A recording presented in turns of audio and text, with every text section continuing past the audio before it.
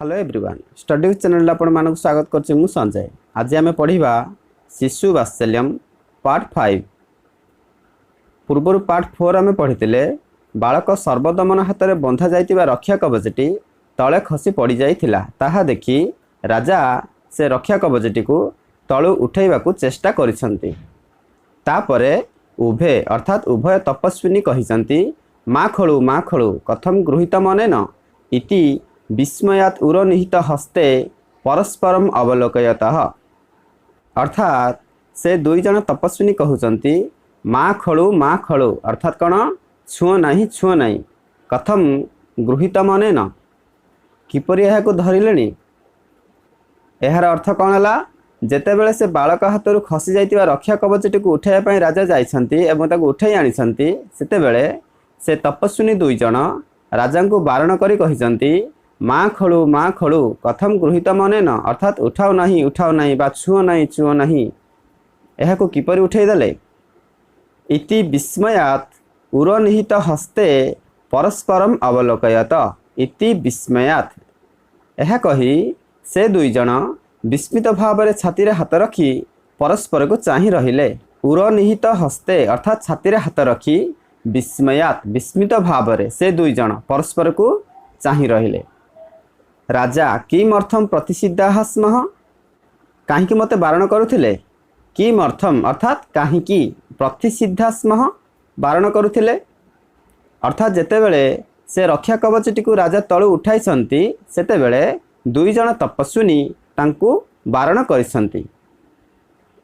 तापरे प्रथमा तपस्विनी जनक कहउचंती शुणतु महाराजः एषा अपराजिता नाम औषधि अस्य जातकर्म समये भगवता मारीचेन दत्ता एतां कील माता पितरौ आत्मानं च वर्जयित्वा अपरो भूमिपतितां न गृह्णाति।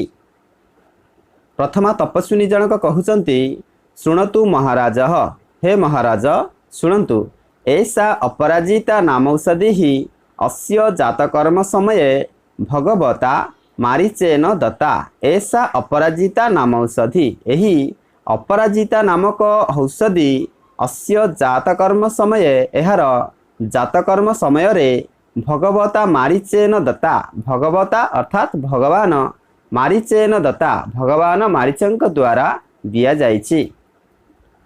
पुणी थर कहि दउछि शुणन्तु महाराज ऐसा अपराजिता नाम औषधि यही अपराजिता नामक औषधि अस्य जातकर्म समय एहार जातकर्म समय रे अर्थात से बालकटीर जातकर्म समय रे भगवता मारीचेन दत्ता भगवान मारीचे देइचंती अर्थात भगवान मारीच बा ऋषि मारीचंक द्वारा ताहा दिया जाइछि। एतां कील माता पितरौ आत्मानं च वर्जयित्वा अपर भूमिपतितां न गृह्णाति। एतां कील एहाकू केवल माता पितरौ आत्मानं च एहाकू केवल किए माता पितरौ एवं निजको छाड़ीदेले वर्जयित्वा निजको छाड़ीदेले अपर भूमिपतितां न गृह्णाति अन्य केही एहाकू भूमि रे पड़िथिले एहाकू उठांती नाही। एहार अर्थ कण प्रथमा तपस्विनी जनक राजा को कहउचंती हे राजा एही अपराजिता नामक नाम औषधिर रक्षा कवचटी जदि केबे तले पड़ी जाई थाए ताहा केवल से बालक किंबा तार माता पिता ही तळु उठाई थांती अन्य केही एहाकू उठांती नहीं। राजा अथ गृह्णाति जदि उठाई दिए अर्थात जदि एही नाम औषधि को बा एही रक्षा कवचटी को केही जदि तळु उठाई दिए एठे संधि विच्छेद देखिबा गृहीतम मनेन एहार संधि विच्छेद कल कौन हो गृहीतम जुक्त अनेन कौन हो गृहीतम जुक्त अनेन। सेहीपरि परवर्ती शब्द परस्परम अवलोकयतः एहाकू जदि आमे संधि विच्छेद करबा कौन हो परस्परम जुक्त अवलोकयत कौन हो परस्परम जुक्त अवलोकयतः।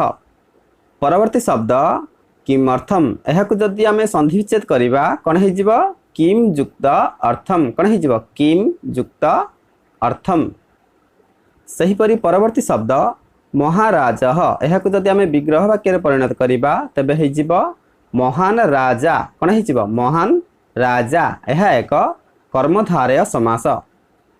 सेहीपरि परवर्ती शब्द जात कर्म समय जात कर्म समय यार जदि आम सकाण विभक्ति करवा कौन हो अधिकरणे सप्तमी सेहीपरि भाव में यही शब्दटीर आम विग्रह वाक्य यार विग्रह वाक्य हो जात कर्मण समय तस्मिन् कौन हो जात कर्मण समय तस्मिन् यह एक षष्ठी तत्पुरुष समास। सेहीपरि भाव में परवर्ती शब्द माता पितरौ कौन अच्छी माता पितरौ यही शब्दटीर आम विग्रह वाक्य करिपरिबा कौन हो माता च पिता च कौन माता च पिता च यह एक द्वंद्व समास। जेतेबेले से तपस्विनी जनक राजा को से रक्षा कवच तलु उठाइबा बारण करुथिले ठीक सही समय रे राजा दांको पचारिले जदि एहाकु तलु के गोटाई दिए तेबे कौन हेब ताहा सुनी प्रथमा तपस्विनी कहउचंती ततस्तम सर्पो भूत्वा दशति ततस्तम ततः जुक्त तम तेबे ताहा सर्पो भूत्वा दशति तेबे ताहा सर्प होई दंशन करे। अर्थात प्रथम तपस्विनी जनक कहउचंती एही रक्षा कवचटी को जदि कहीं तलु उठाई दिए तेबे से रक्षा कवच सर्पर परिणत होई बा सर्प होई ताकू दंशन करिथाए अर्थात उठाइतिबा व्यक्ति को से दंशन करिथाए।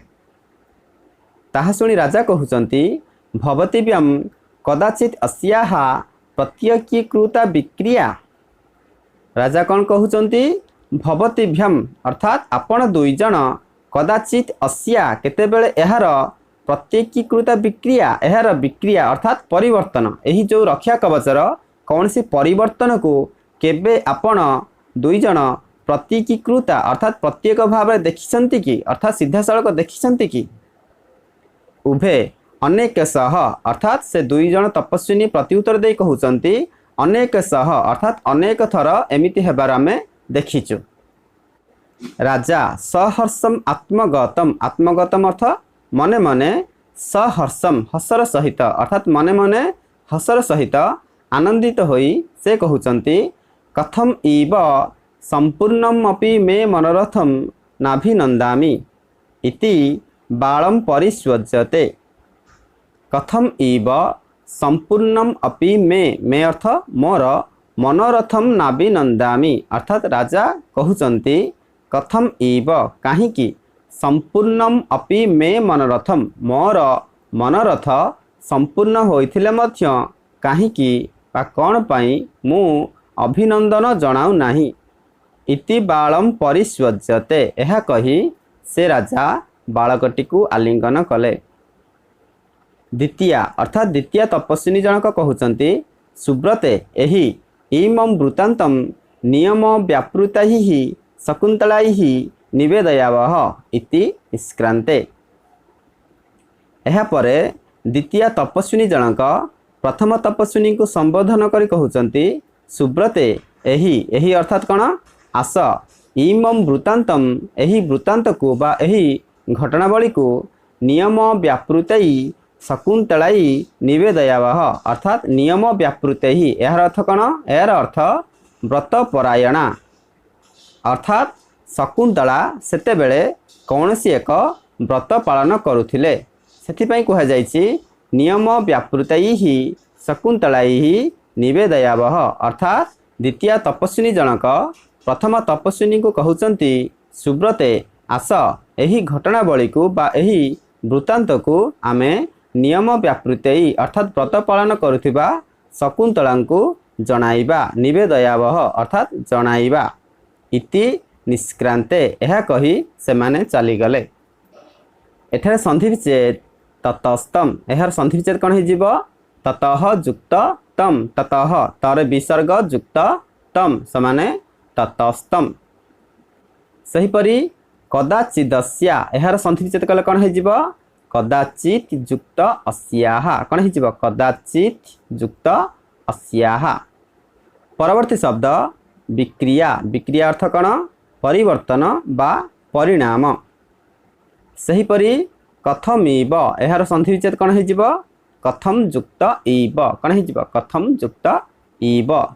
सहीपरि संपूर्णमपि यार संधि विच्छेद कौन हो संपूर्णम युक्त अपि कौन हो संपूर्णम युक्त अपि मनोरथम यार संधि विच्छेद कौन हो मनः युक्त रथम मनः नर विसर्ग युक्त रथम समाने मनोरथम सेमिति नाभिनंदामि यार संधि विच्छेद कौन हो न युक्त अभिनंदामि कौन हो न युक्त अभिनंदामि समाने नाभिनंदामि तापरे बालः मुंच माम अंबायाः सकाशम गमिष्यामि बालकटी कहूची मुंच माम माम अर्थ मते मुंच अर्थ छाड़ी दियो मते छाड़ी दियो अंबायाः सकाशम माँ को निकट को गमिष्यामि जीवी अर्थात से बालकटी राजा को कहूची मुंच माम मते छाड़ी दियो अंबायाः सकाशम गमिष्यामि मु माँ को निकट को जीवी राजा पुत्रक मया सहैव मातरम अभिनंदिष्यसि अभिज्ञान शाकुंतलम अर्थात राजा कहउचंती पुत्रक हे पुत्र मया सहैव मातरम अभिनंदिष्यसि अर्थात मया सहैव सहैव संधिच्छेद कौन हो सहयुक्त एव मो सहित ही तुमे मातरम अभिनंदिष्यसि निज माँ को अभिनंदन करिव अर्थात राजा एठारे से बालक को संबोधन करी कहउचंती पुत्रक मो सहित ही अर्थात हे पुत्र मो सहित ही तुमे तुमर माता को अभिनंदन करिव अभिज्ञान शाकुंतलम अर्थात आमे जो एकांकिका आलोचना करुथिले एही एकांकिका अभिज्ञान शाकुंतलम एक अंश थिला।